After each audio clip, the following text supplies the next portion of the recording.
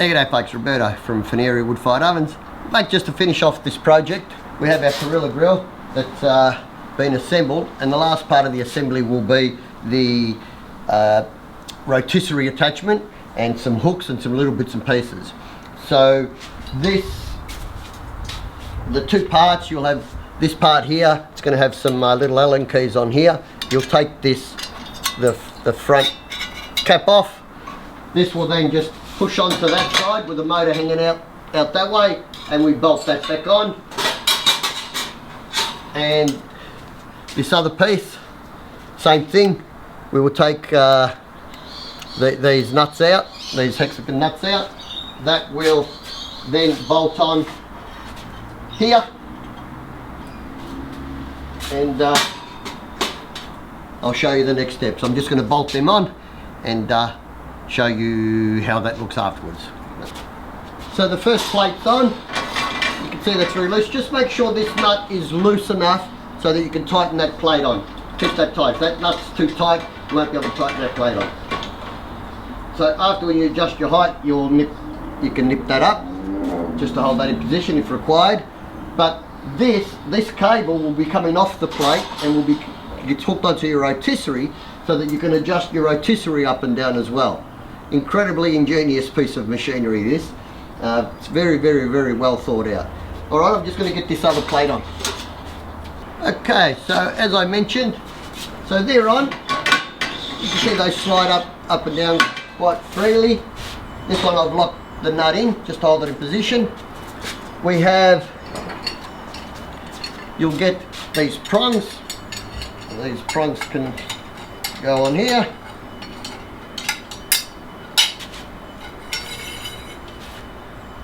Like so.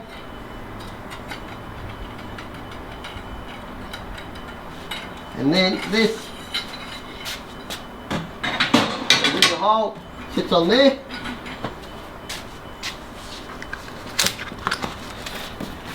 You'll get a box with the motor. This is quite a solid steel, heavy duty motor. Electric,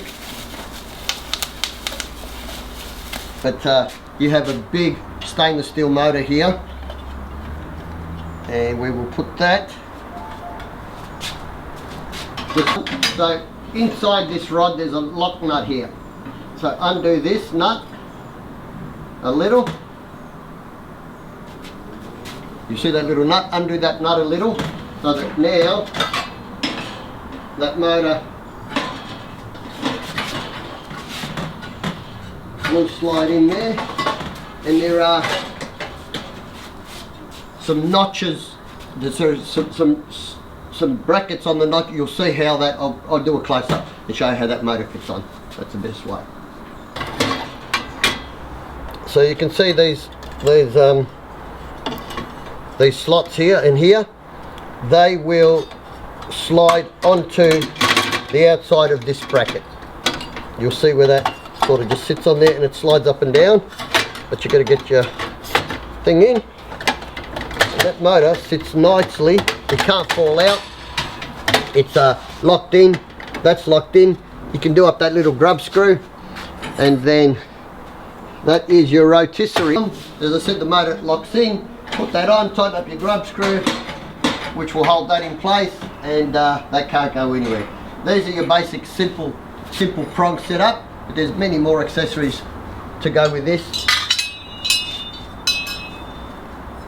We have also included all these hooks. So if you put them up there, and you can smoke things, keep them warm, slow cook them. Got a big bag of hooks, very sharp, be careful, very, very sharp. And we also have included this warming rack. So you'll see at the back of the plate here there are 4 screw holes. These brackets will sit there and there. Let me pull this rotisserie up and out the way.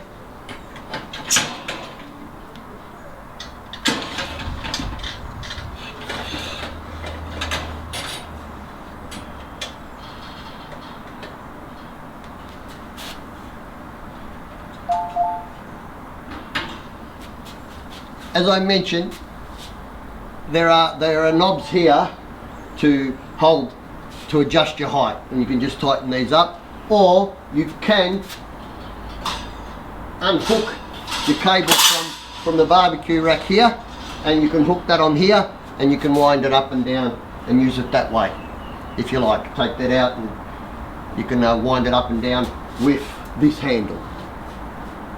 Yeah, this warming rack will now just get bolted there and there, sit on top like so. I'm going to bolt that on and I'll show you how that looks.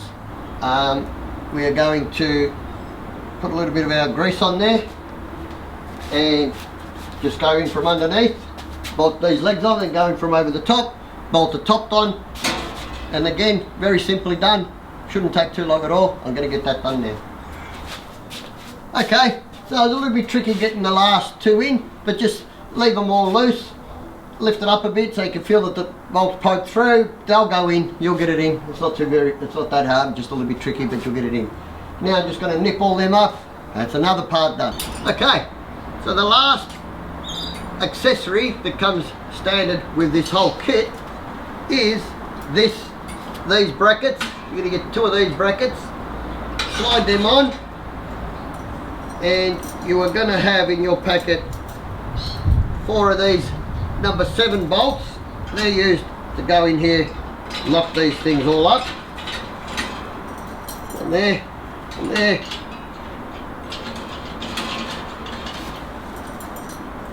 One for hit this gear off.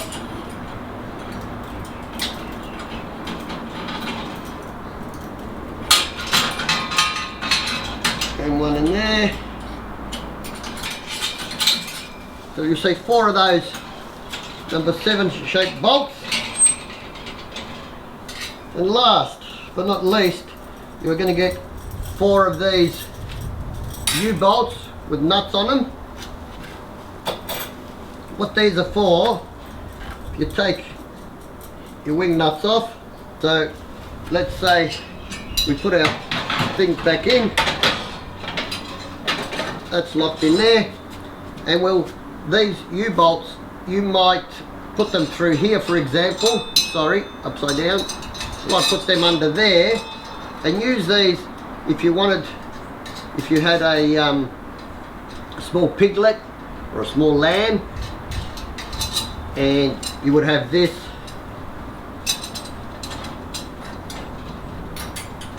Just move these out the way.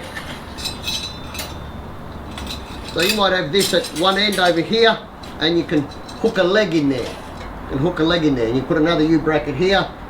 You get 4 brackets, or you can spread something with its 2 back legs, 2 front legs. You can put like a little piglet or a baby little lamb on here, lock the feet in, and then cook the whole thing on this rotisserie. So as you can see, there are bits and pieces here to do just about anything. That's it for the Parrilla Grill. Basic setup, how to put everything together. But wait, there's more. There are another 2 accessories that are extra purchases if what you've got here isn't enough for what you want to do. The first off being the ribulator. This is a piece of equipment that will go in there. You've got 2 of these wheels. These will go on your rod. One in there. I can do this. One in there. And there are 4 of these baskets, and they'll go on your rotisserie and rotate, and that tray will stay flat as this rotates. I'll hook that up when I do a cooking demo with this item, and show you how that works. You can have 4 baskets, so you can put ribs on there and they'll go round and round and that'll stay floating. You can put fish in there, you can put veggies in there. Opportunities are endless. So this is called the Ribulator, and it's a fantastic, all stainless steel. It'll go on your rotisserie rack, like I say, and as that turns, you can see that plate stays flat. And there are